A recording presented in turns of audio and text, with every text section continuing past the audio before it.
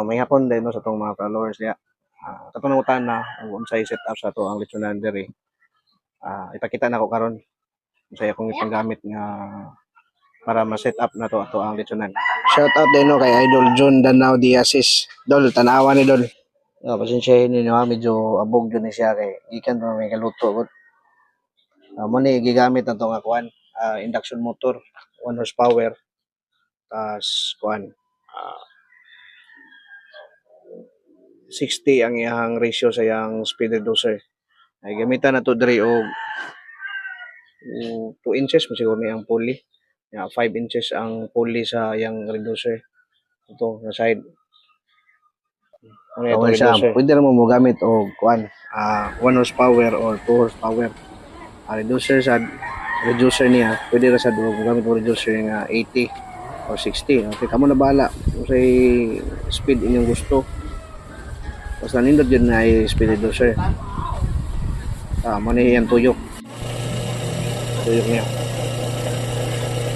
2 inches ang iyang pulley, tas 5 inches ang pulley pod sa iyang yung speed reducer. Mani yung tuyok. Pinay reduce siya. Depende sa nimo kung ganahan ka kusog. Pwede na pod. Isa gusto ko mas hinay pa ni. Ikaw na mag-adjust sa iyong pulley. Mani atbang nga side. Simple lang atbang. Ang gulbara yakop sa kuan. Hollow block, tas weldingan og bolt, butang bearing. Nindot na bearing kay gaan mo siya tuyokon. Kaya nga tubangan, man siya tubangan.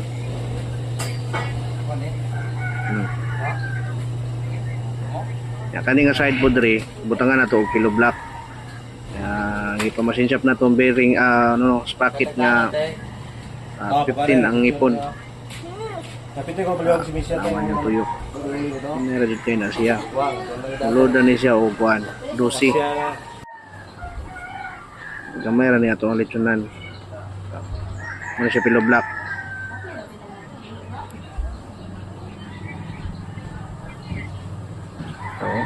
Simple lang kayo. Dali ra doon siya trabahoon.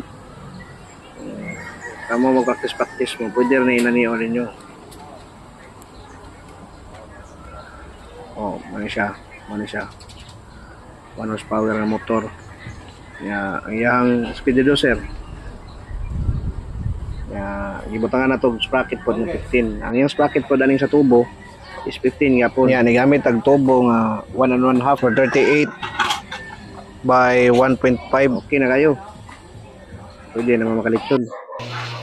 Ano siya iyang tuyok sa ato ang lechonan.